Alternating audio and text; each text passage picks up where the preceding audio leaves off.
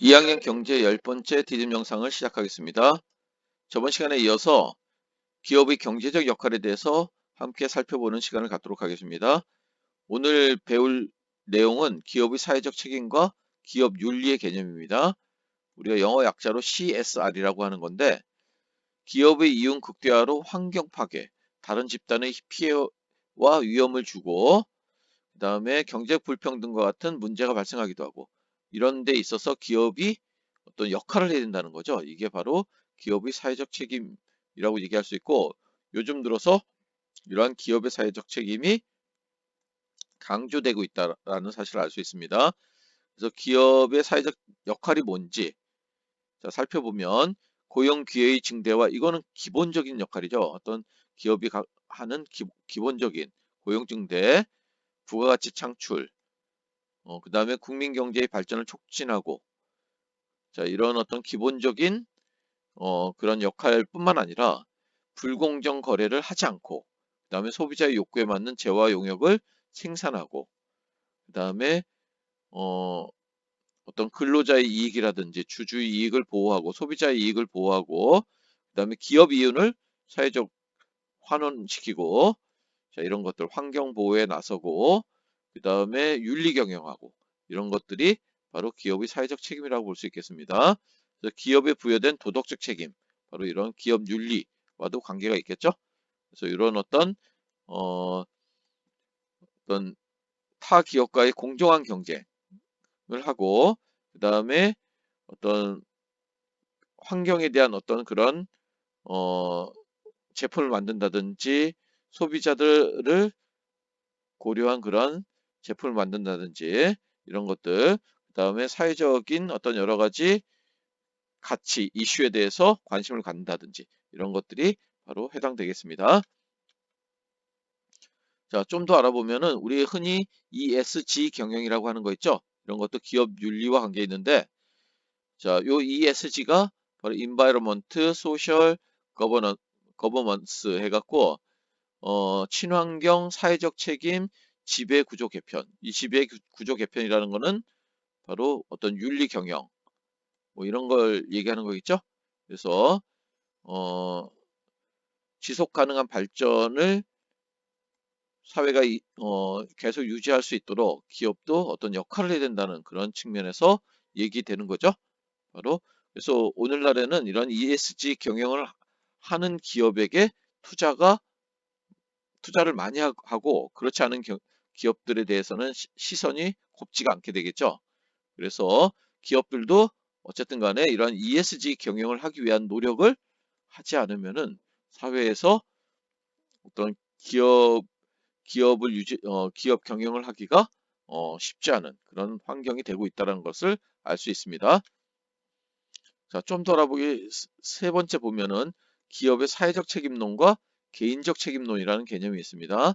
그래서 사회적 책임론은 기업은 사회에 미칠 영향력이 크기 때문에 의사결정과 활동에 있어서 공공이익을 충분히 배려해야 된다는 측면이고, 그다음에 개인적 책임론은 기업은 법의 테두리 안에서 철저한 이윤 극대화를 통해서 일자리를 많이 창출하는 것이 기업의 어떤 그 역할이지, 그거 더 이상 어떤 걸 요구하면 안 된다라고 보는 측면이 개인적 책임론이 되겠습니다. 자, 어떤 것이 더 맞는 건지는 우리 탐구 활동을 통해서 수업 시간에 다시 한번 얘기하도록 하겠습니다. 그래서 교과서에 나와 있는, 교과서 42쪽에 나와 있는 기업의 사회적 책임 7대 원칙, 그 다음에 7대 핵심 주제가 있죠.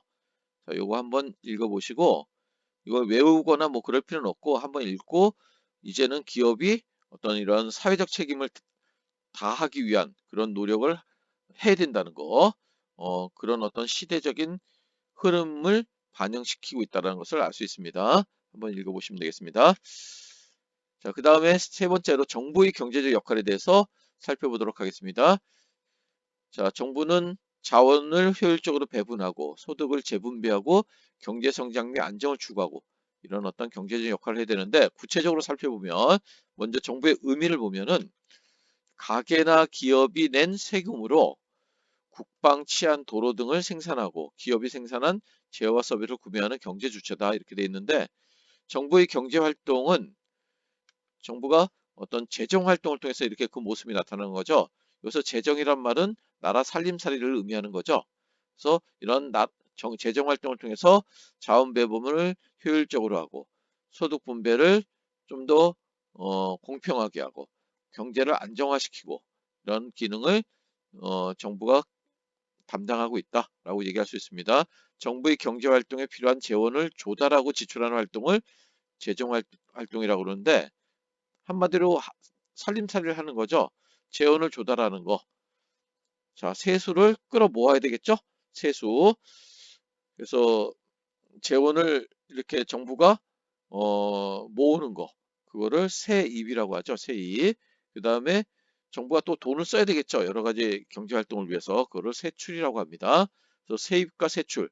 이게 바로 재정 활동의 어떤 모습이라고 볼 수 있는데 정부가 나라 살림살이를 운영하기 위해 필요한 재원을 마련하는 거. 가장 큰 부분이 조세가 되겠죠. 세금을 걷는 거. 조세가 되겠고 그 다음에 국공채를 발행하는 건데 이거는 나중에 다시 얘기하도록 하겠습니다. 그 다음에 정부가 여러 가지 목적으로 재원을 지출하는 활동, 여러 가지 분야에 이런 돈을 써야 되겠죠. 그렇죠?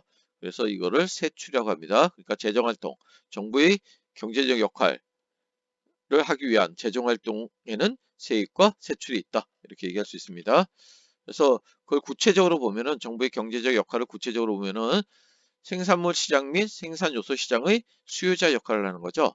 자, 그 다음에 재정 활동의 주체가 된다. 다시 말하면 나라 살림살이의 주체가 바로 정부다. 이렇게 얘기할 수 있습니다. 정부의 경제 활동에 필요한 재원을 조달하고 지출한다. 세입과 세출을 통해서.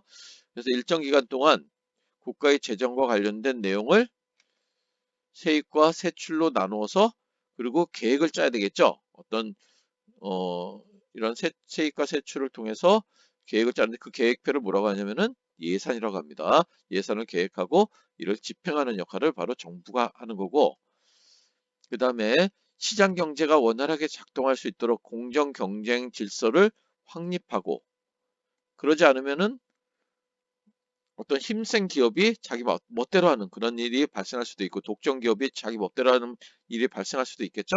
그래서 공정 경쟁을 할 수 있도록 정부가 어떤 시장 기능을 보완하는 역할을 한다라고 얘기할 수 있습니다.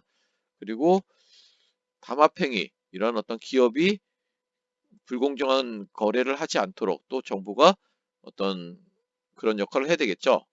그리고 시장을 통해서는 충분히 공급되지 않는 공공재, 1학년 때 배웠던 이런 공공재나 사회 간접 자본을 정부가 직접 생산해서 공급하겠죠. 그래서 시장 기능을 보완하고 자원을 효율적으로 배분하기 위해서 이렇게 정부가 역할을 해야 된다라고 얘기하고 있습니다. 그리고 사회적으로 중요한 것은 세금을 깎아준다든지 아니면 좀 뭐 보조금을 지급한다든지 해서 좀 더 사람들이 그쪽 방향으로 갈 수 있도록 하고 그 다음에 사회적으로 좀 안 좋은 것은 세금을 부과한다든지 또는 보조금을 삭감한다든지 이런 정책을 통해서 또 유도를 해야 되겠죠. 그걸 우리가 경제적 유인이라는 단어로 얘기했었죠, 선생님이? 자, 이렇게 재정 정책을 통해서 경제적 유인을 변화시킨다라고 얘기할 수 있겠습니다. 그 다음에 소득 재분배 역할을 한다. 정부는 그렇죠. 바로 경제적 불평등을 완화시키기 위해서 시장 경제의 가장 큰 문제 중에 하나죠. 바로 이런 경제적 불평등을 완화시키기 위해서 바로 정부가 여러 가지 역할을 해야 되는데 쓸 수 있는 무기가 두 개가 있습니다. 자, 세금을 통해서 하나는 또 사회보장 제도를 통해서 이렇게 할 수 있는데 자, 누진세제를 도입해서 소득 재분배 자, 누진세제 하면은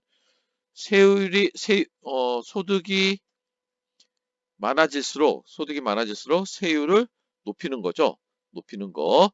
그게 바로 어, 누진세제라고 얘기할 수 있습니다. 누진세제 하면은 경제적 불평등을 완화시키기 위한 제도다라고 머릿속에 넣어두시면 되겠습니다.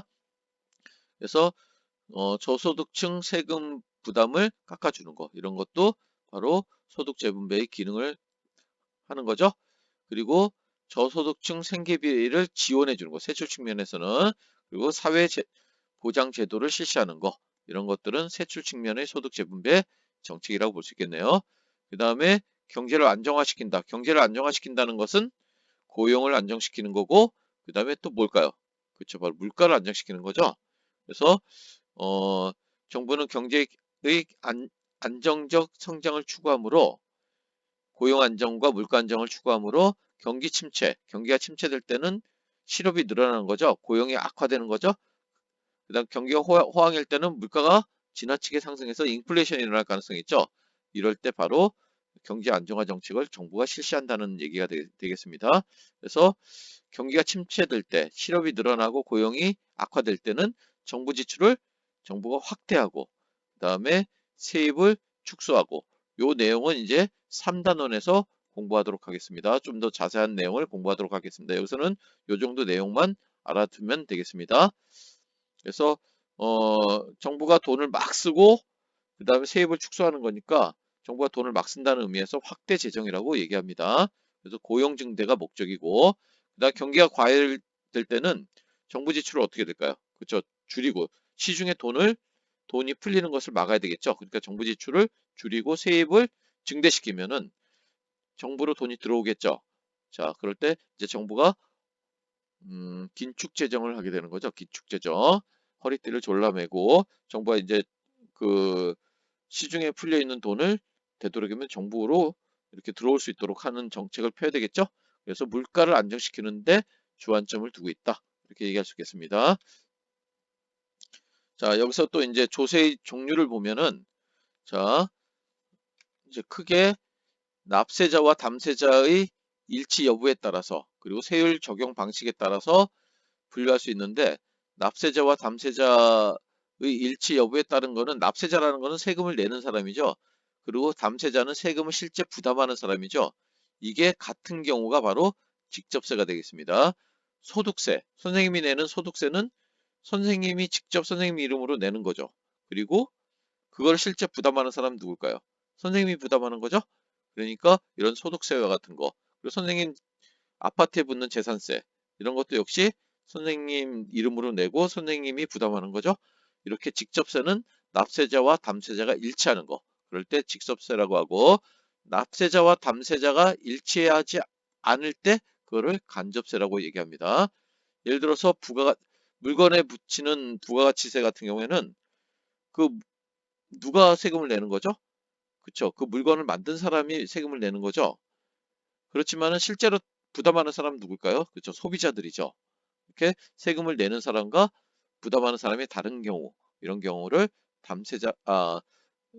간접세라고 얘기하는데, 자, 직접세는 납세자와 담세자가 일치하게 돼서 조세 전가가 일어나지 않는다라는 그런 특징이 있는 거죠. 조세 전가라는 것은 남한테 세금의 부담을 떠넘기는 걸 얘기합니다. 그에 비해서 간접세는 조세 전가가 가능하죠. 이게 간접세의 단점이 되겠죠.